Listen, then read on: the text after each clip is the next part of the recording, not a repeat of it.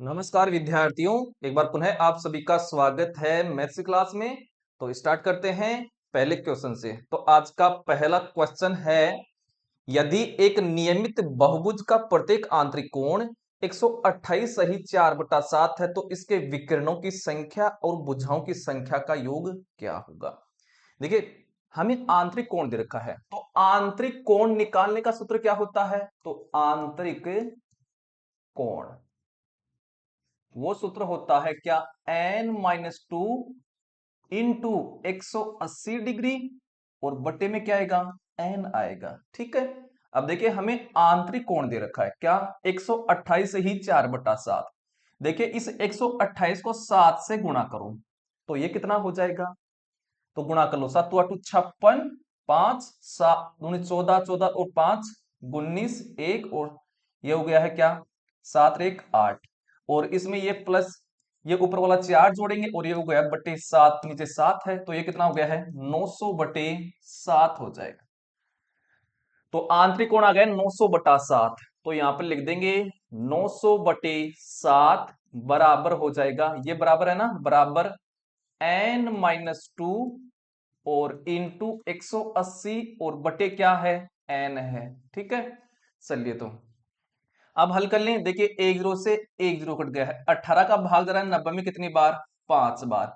ये n इस तरफ 5 से गुणा होगा तो कितना हो जाएगा, 5n बराबर ये 7 इस तरफ गुणा होगा तो 7n और माइनस 7 दूनी 14। ठीक है, अब ये 5n इस तरफ चला जाएगा तो माइनस का हो जाएगा तो 2n हो जाएगा, 7 में से 5 गया तो 2 बच गया है और ये 14 इस तरफ आ जाएगा तो बराबर 14। तो n का मान कितना आ गया है, n का मान 7 आ गया, अर्थात n यहाँ पर क्या है, भुजा की संख्या। तो भुजा हमारे पास 7 आ गई है। अब हमें क्या निकालना है, विकर्ण और निकालना है। तो देखिए विकर्ण निकालने का सूत्र क्या होता है, तो विकर्ण का सूत्र होता है क्या, होता n गुणा n-3 और बटे क्या होता है, 2 होता है। n यहाँ पर क्या है, भुजा की संख्या, तो n का मान 7 है तो 7 गुणा 4 और बटे कितना हो गया है, 2। 2 का भाग कितनी बार जा रहा है, 2 बार और 7 दूनी 14। हमें क्वेश्चन पूछा है विकिरणों की संख्या और भुजाओं की संख्या का योग। तो विकिरण तो कितने हैं, 14, तो 14, भुजा कितनी है, 7, तो इनका योग कर दो तो कितना हो गया, 7 और 4 11 अर्थात 21 आ गया है, जो कि ऑप्शन नंबर कौन सा हो गया है, सी हमारा आंसर हो गया है। आई होप समझ में आ गया होगा। अगला देखिए, रुपए 16,000 पर 3 वर्ष के लिए 5% वार्षिक की दर से ब्याज की गणना वार्षिक रूप से होने पर चक्रवर्ती ब्याज और साधारण ब्याज के बीच का कितना अंतर है, अर्थात साधारण ब्याज और चक्रवर्ती ब्याज के बीच का अंतर निकालना है। तो राशि कितनी है, मूलधन कितना है, 16,000। जो मूलधन होता है उसको ऐसे लिख दीजिए, तो 16,000 है। कितने समय के लिए पूछा है, 3 वर्ष के लिए। जितने समय के लिए पूछता है उतनी हम लाइन खींच देंगे, तो 3 वर्ष के लिए पूछा तो ऐसे 3 लाइन खींच दीजिए। ठीक है, अब रेट कितनी है प्रत्येक साल की, मतलब दर कितनी है, 5%। तो इस 5% को ऐसे हल कर लो, तो 5 और परसेंटेज का साइन हटाते ही बटे में 100 आ जाएगा। 5 के पहाड़ी से एक बार और 5 के पहाड़ी से 20 बार, 1/20 आ गया है। तो प्रत्येक लाइन पर 1/20 लिख दू यहां पर। ठीक है, क्योंकि प्रत्येक वर्ष की ये रेट है हमारे पास। यहां तक समझ में आ गया होगा और मैं इसको कर देता हूं साफ। चलिए अब क्या करेंगे, इस 16,000 का 1/20 निकालेंगे। तो कैसे निकालेंगे, ऐसे 1/20 और किसका निकालना है, 16,000 का, तो ऐसे 16,000। अब देखिए 1 0 से 1 0 कट गया, 2 का भाग एक में जा रहा कितनी बार, 800 और 800 को 1 से गुणा करेंगे कितना होगा है, 800 हो गया है। तो यहां पर भी 800 आ जाएगा और यहां पर भी 1/20 निकालेंगे 16,000 का, तो यहां पर भी 800 आ जाएगा और यहां पर ही 800 आ जाएगा। ठीक है, यहां तक समझ में आ गया होगा। अब सुनिए, इस 800 पर यहां पर ब्याज लगेगा कितना, 1/20। तो 1/20 निकालेंगे इस 800 का। ठीक है, तो 1 0 से 1 0 कट जाएगा और 80 में भाग देंगे, 2 का तो कितना आ गया है, 40 आ गया है। ये बात भी समझ में आ गई होगी। अब इस 800 पर देखिए यहां पर भी ब्याज लगेगा तीसरी साल, और वो कितना लगेगा, 1/20। तो 800 का 1/20 निकालेंगे तो वही 40 आ जाएगा।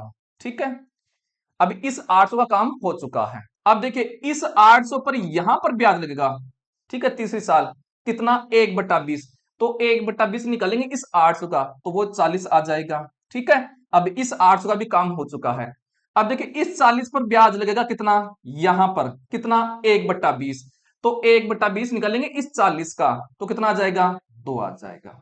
ये बात यहां तक समझ में आ गई होगी। अब हमें क्वेश्चन में क्या पूछा है, चक्रवर्ती ब्याज और साधारण ब्याज के बीच का अंतर। मैं एक बार कलर चेंज करता हूं और बताता हूं। चलिए ये देखिए, देखिए जो पहली लाइन होती है यहां पर जो ये ब्याज होता है पहली लाइन में, ये होता है क्या, साधारण ब्याज होता है। क्या होता है, साधारण ब्याज।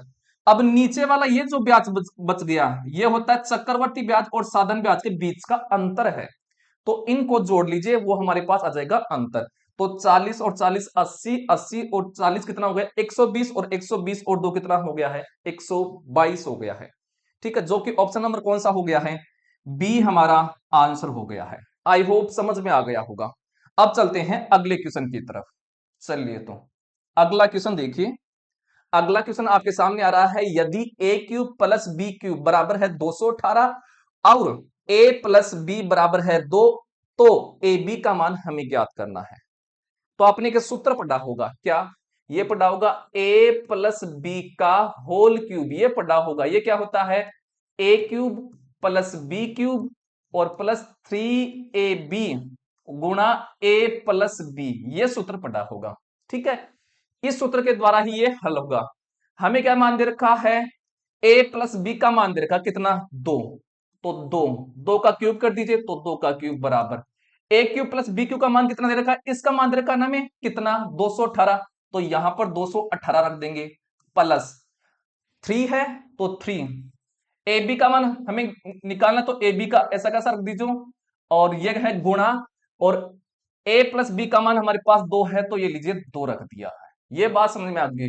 2 का क्यूब कितना होता है 8, अर्थात 2 को 3 बार गुणा करेंगे तो आ जाएगा 8, बराबर हो जाएगा 218 और प्लस 3। चलो 3 को 2 से गुणा करिए ना, तो 3 दूनी कितना हो गया है 6, 6 ए बी हो गया है। अब देखिए 218 को इस तरफ लाऊंगा तो माइनस का हो जाएगा, तो 218 में से 8 घटा दीजिए, कितना गया 210, और वो 210 माइनस का आएगा, क्योंकि ये इस तरफ आएगा तो क्या हो जाएगा माइनस का हो जाएगा। ठीक है, बराबर हो गया है 6ab। ठीक है, अब क्या करेंगे हम 6 का भाग देंगे, क्योंकि 6 इस तरफ आएगा तो भाग में जाएगा, तो यहीं पर काट लेना, तो 6 का भाग देंगे 210 में, तो 6 का भाग दीजिए, तो 6 × 3 = 18 और 6 × 5 = 30, और इसके सामने किसका साइन है माइनस का, तो इसके सामने भी माइनस का साइन आएगा, तो ए बी का मान हमारे पास कितना आ गया है -35, जो कि ऑप्शन नंबर कौन सा हो गया है, ए ही हमारा आंसर हो गया है। ठीक है, अगला क्वेश्चन देखिए। अगला हमारे पास क्वेश्चन है, एक वस्तु एक निश्चित कीमत पर बेची जाती है, यदि इसे इस कीमत के 33 सही 1/3% पर बेचा जाता है तो 33 सही 1/3% की हानि होती है। जब इसे मूल विक्रय मूल्य के 60% पर बेचा जाता है तो प्रतिशत लाभ क्या होगा। तो सबसे पहले जो हमारे पास 33 सही 1/3% है, इसको हल करेंगे। ठीक है, चलिए तो 33 को 3 से गुणा करो, कितना आया है 99, और 99 ये एक जोड़ देंगे कितना हो गया 100, तो 100, और बटे में यहां पर 3 है तो 3। अब देखिए इस प्रतिशत के साइन को हटाऊंगा तो बटे में 100 आता है, तो यहां पर बटे में 100 लिख दो, गुणा में तो गुणा में 100। देखिए 100 से 100 कट गया है, ऊपर तो आ जाएगा 1 और नीचे क्या है 3 है। ये हमारे पास क्या आ गया है क्रय मूल्य है, मतलब सीपी है। क्रय मूल्य को दर्शाते हैं सीपी से आ गए 1/3, ये लीजिए 1/3। अब हमें बात कर रहा है किसकी, मार्क प्राइस की, मतलब अंकित मूल्य की। तो यहां पर लिख देता हूं मार्क प्राइस अंकित मूल्य। इसको भी हल करूंगा तो वही कितना आएगा 1/3 आएगा। ठीक है, ये कितना है 1/3। तो यहां पर हानि हो रही है, उसको घटाएंगे क्या, एक में से घटाएंगे, तो इसको हल करने पर क्या है 1/3, इसको एक में से घटाऊंगा। जब हानि होती है तो एक में से घटाते हैं, अगर लाभ होता है तो जोड़ते हैं, ये हो गया 1/3। ठीक है, चलिए तो इसको हल कर लूं तो क्या करूंगा, एक में से 1/3 निकालूंगा, तो कैसे हल करते हैं, ये जो 3 है इस 3 में से ऊपर वाला नंबर घटा दीजिए, तो कितना आया है, इसको हल करेंगे तो आ गया है 2, और नीचे जो संख्या है यहाँ पर 3, तो 3 आ गया। ऐसे इसको हल कर लिया तो 2/3 आ गया है। ठीक है, अब चलिए देखिए 3 से 3 कट गया है, तो हमारे पास सीपी और एमपी मतलब मार्क प्राइस का अनुपात आ गया, इसके नीचे तो 1 है और इसका मान कितना है 3 है। अब ये हमें क्या बोला है, जब इसे विक्रय मूल्य के 60% पर बेचा जाता है, देखिए जो दुकानदार है उसने कितना अंकित कर रखा है मूल्य। सॉरी यहां पर दो है ना, दो है यहां पर, चलिए दो है यहां पर। दुकानदार है ये वस्तु का विक्रय मूल्य कर रखा है दो, बिक्री मूल्य दो। इस पर बोल रहा है अगर इस पर 60% पर बेचा जाता है, इसको 60% पर, तो इस दो का 60% निकाल लू मैं, तो कैसे निकाल लूंगा? 60 और परसेंट का साइन हटाते ही बटे में 100, और किसका निकालना है इस दो का? तो दो, ये दो। अब देखिए एक जीरो से एक जीरो कट गया है, 6 दूनी 12, मतलब 1.2 आ जाएगा। देखिए 6 को 2 से गुणा करूंगा तो 12 आ जाएगा। नीचे एक जीरो तो राइट साइड में एक अंक छोड़ करके हमने क्या लगा दिया है? पॉइंट लगा दिया है। अब सुनिए, दुकानदार ने 1 रुपए में वो वस्तु खरीदी और 1.2 में बेच रहा है, कितने का लाभ हो गया है? 0.2 का। तो 0.2 का लाभ हुआ है। और लाभ और हानि हमेशा क्रय मूल्य पर निकालते हैं। क्रय मूल्य हमारे पास 1 है, और देखिए मैं प्रतिशत में आंसर लाना, ये पूछ प्रतिशत में, किसी भी नंबर को प्रतिशत में बदलते हैं तो उसको 100 से गुणा करते हैं, तो इसको 100 से गुणा कर दो। अब देखिए ये पॉइंट हटाऊंगा तो बटे में क्या आ जाएगा? एक जीरो आ जाएगा। अब देखिए एक जीरो से एक जीरो कट गया है, 10 को 2 से गुणा करूंगा कितना गया है? 20%। तो उसको 20% का क्या हुआ है? लाभ हुआ है, जो कि ऑप्शन नंबर क्या हो गया है? डी हमारा आंसर हो गया है। ठीक है, अब चलिए अगले क्वेश्चन की तरफ। अगला देखिए, बोला है माना x बराबर है 633 की पावर 24 माइनस 277 की पावर 38 प्लस 266 की पावर 54 है, तो x का मान हमें निकालना है। ठीक है, तो यहां पर क्या है? 3 है और इसकी पावर कितनी है? 24। हमें इकाई अंक ज्ञात करना है। जब भी 3 हो और उसकी पावर 24 हो तो उसका इकाई अंक कैसे ज्ञात करते हैं? तो पावर में जो पावर होती है उसमें 4 का भाग देंगे। अब शेषफल कितना आ रहा है वो देखेंगे। तो ये 3 तो लिख लो, इस पहले 3 लिख लिया है। अब 24 में 4 का भाग दीजिए तो शेषफल कितना आया है? 0। तो ये 0 लिख देंगे, 0। यहां पर किसका साइन है? माइनस। अब इसका इकाई अंक कितना है? 7। तो जब 7 हो उसके ऊपर पावर हो तो इसका इकाई अंक कैसे ज्ञात करते हैं? तो पावर में 4 का भाग देंगे, तो 38 में 4 का भाग दीजिए, तो कितनी बार गया है? 36, मतलब 38 9 बार गया है, 38 36 निकालो।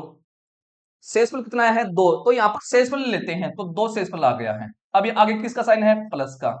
अब यहां पर 6 है और 6 की पावर 54 है। देखिए 6 की पावर कुछ भी हो, जब उसका इकाई का अंक ज्ञात करते हैं तो 6 ही आता है उसका हमेशा। ठीक है, ये बात ध्यान रखनी है। तो 6 आ गया है। अब सुनिए, किसी भी संख्या की पावर जब 0 होती है तो उसका मान 1 आता है, तो 1। ये हो गया है माइनस। 7 की पावर 2 है तो 7 को 2 बार गुणा करो तो कितना है? गुणनचास। हमें इकाई अंक ही लेना है, गुणनचास का इकाई अंक क्या है? 9 है, तो 9 प्लस ये कितना हो गया है? 6। अब प्लस प्लस वालों को जोड़ लो, तो 6 और 1 कितना हो गया है? 7, और 7 में से -9 कर दूंगा तो कितना है? -2। देखिए जब माइनस में आता है तो हम क्या करते हैं? उसको 10 में से घटाएंगे, तो 10 में से ये -2 घटाओ तो कितना आया है? 8 आया है। तो यहां पर x का मान 8 आएगा, जो कि ऑप्शन नंबर क्या हो गया है? डी हमारा आंसर हो गया है। आई होप समझ में आ गया होगा। ठीक है, अब चलते हैं अगले क्वेश्चन पर। अगला क्वेश्चन देखो, क्वेश्चन है रुपए 1118 को 2 पुरुषों 6 महिलाओं और 8 लड़कों में इस प्रकार विभाजित किया जाता है कि एक पुरुष एक महिला और एक लड़के का हिस्सा 3:2:1 के अनुपात में हो। इसके अनुसार एक पुरुष को कितना धन मिला? तो हमें किसकी बात कर रहा है? पुरुष है, पुरुष को किसके द्वारा दर्शाता हूं? मेल अनुपात। फिर हमें दे रखा क्या? महिला मतलब वुमेन, और फिर हमें दे रखा क्या? लड़के मतलब बॉय। ठीक है, चलिए पुरुष तो कितने हैं? 2, महिला कितनी है? 6, और बॉय कितने हैं? 8। तो ये तो संख्या हो गई। अगर मैं इस संख्या को किससे गुणा कर दूं? इनकी हिस्सों से गुणा कर दूं, तो इसके लिख दो, मेल तो 3 है, इनका हिस्सा 2 है, और इनका 2 है, और इनका 1 है। अब इनका मान निकाल लीजिए, गुणा कर लीजिए इनको, तो 3 दूनी 6, और इसका कितना हो गया टोटल? 6 दूनी 12, और इसको 8, ये टोटल हो गया 8। तो जो लड़के हैं उनका तो 8 हो गया है कुल मान, और महिला हो गई उनका 12, और मेल हो गया है 6। लेकिन टोटल राशि कितनी है? 1118 है। ठीक है, इनको ऐड करो तो 12 और 8 20, 20 और 6 26, तो इसमें 26 का भाग देंगे ताकि एक भाग का मान आ जाएगा। तो ये कितनी बार जा रहा है इसका? ये जा रहा है 4 बार और 3 बार, मतलब एक बार का मान आ गया कितना, 43 आ गया है। हमें किसका मान निकालना है, हमें मान निकालना किसका, ये बोल रहा है पुरुष का। तो पुरुष का यहां पर हिस्सा कितना है, 3। तो इस 43 को 3 से गुणा कर दूं, तो 43 को 3 से गुणा कर दूंगा, तो ये 9 और 4 3 12, 129 आ गया है, जो कि ऑप्शन नंबर कौन सा हो गया है, बी हमारा आंसर हो गया है। अब चलते हैं नेक्स्ट क्वेश्चन की तरफ।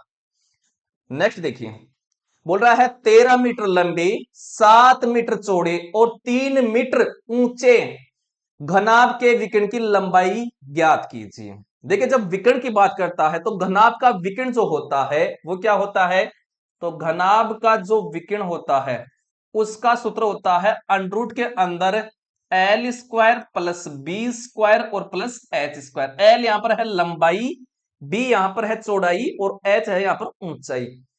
इन सब का मान हमें दे रखा है तो रख देंगे, तो ये लीजिए अंडरूट। लंबाई कितनी है, 13 मीटर, तो 13 का स्क्वायर करूंगा तो कितना हो गया है, 169 प्लस चौड़ाई कितनी है 7, तो 7 का स्क्वायर करूंगा तो कितना हो गया है 49 प्लस ऊंचाई है 3, तो 3 का स्क्वायर करूंगा तो कितना हो गया है 9।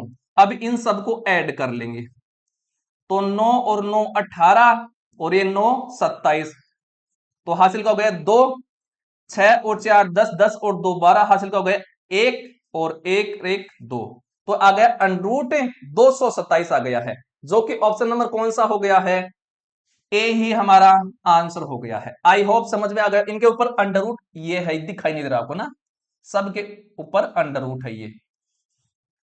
अब चलते हैं अगले क्वेश्चन की तरफ।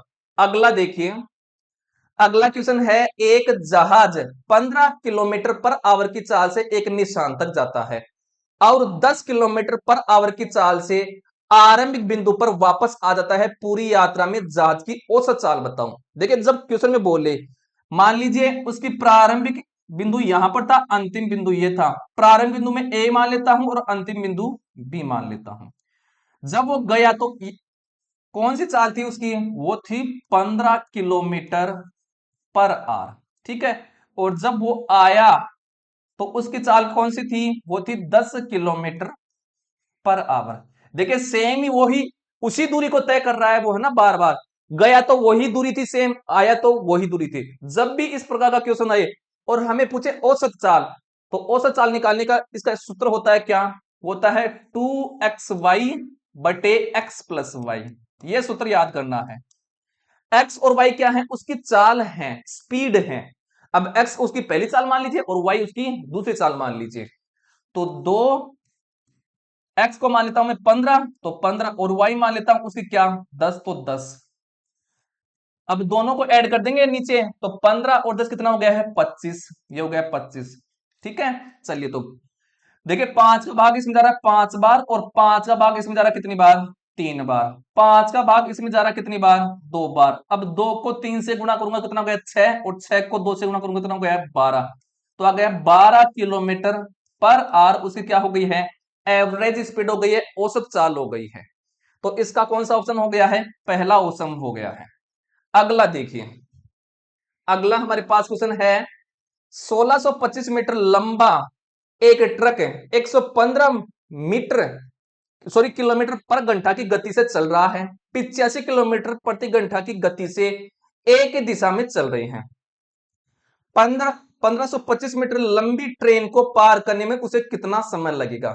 पहली बात, समय बराबर क्या होता है, समय बराबर होता है दूरी बटा चाल, दूरी बटा चाल। तो ट्रेन और ट्रक है वो किसको पार करेंगे, वो अपनी लंबाइयों को ही तो पार करेंगे। तो ट्रक, यहां पर दूरी हो जाएगी क्या, ट्रक और ट्रेन की लंबाई हो जाएगी।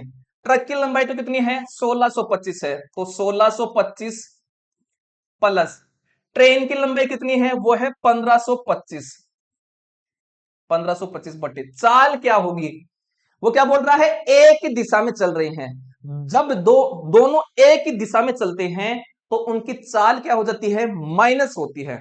जब एक दिशा में चलते हैं तो माइनस होती है चाल, जब विपरीत दिशा में चलते हैं तो प्लस होती है। यहां पर एक ही दिशा में चल रहे हैं तो उनकी चाल माइनस हो जाएगी। तो यहां पर ट्रक की चाल तो कितनी है 115। इस 115 में घटा देंगे किसकी चाल को, ट्रेन की चाल को। तो ट्रेन की चाल है 85, तो ये हो गया 85। अब इसको हल कर लेंगे तो ये हो गया है 10, 5, ये 1 और ये 3, और इनको घटाइए तो 0, और ये कितना हो गया है 3।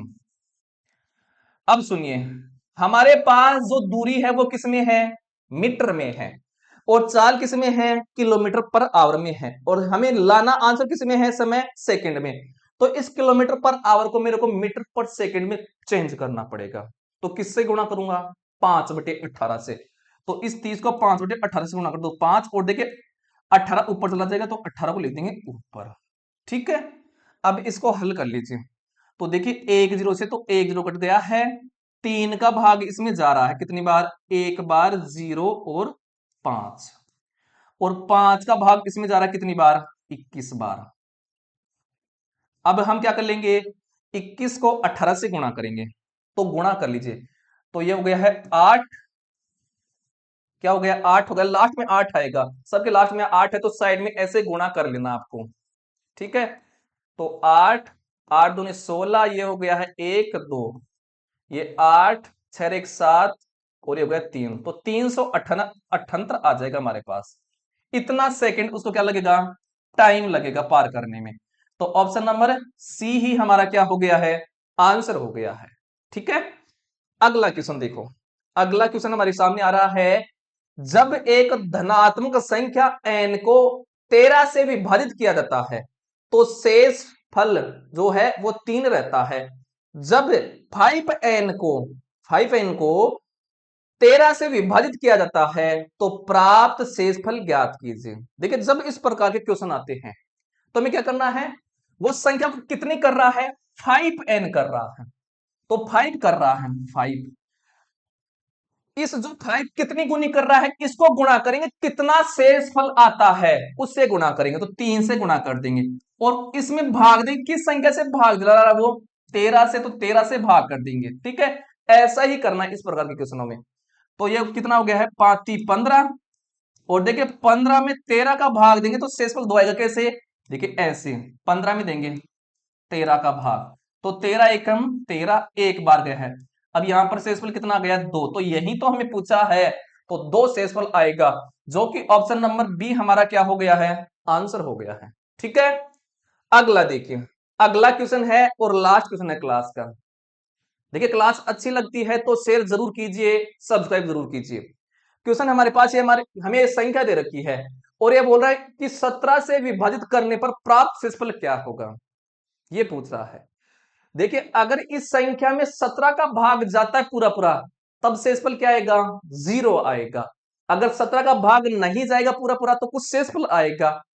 तो देखिए कि 17 का भाग किस संख्या में जा रहा है, क्या दी हुई संख्याओं में, तो देखिए 17 का भाग जो है ये 34 में जा रहा है ना पूरा पूरा 2 बार, तो इसमें शेषफल 2 आए, क्या आएगा, 0 आएगा। जब भाग पूरा पूरा जाता है तो शेषफल 0 आता है, ध्यान रखना है। तो 17 का भाग पूरा पूरा चला गया है तो शेषफल यहां पर क्या आएगा, 0 आएगा। ऑप्शन नंबर बी हो गया है आंसर। तो ये होते हैं आज की क्लास के हमारे क्वेश्चन। क्लास कैसी लगी ये आपको कमेंट करके अवश्य बताना है। हम मिलते हैं अगली क्लास में।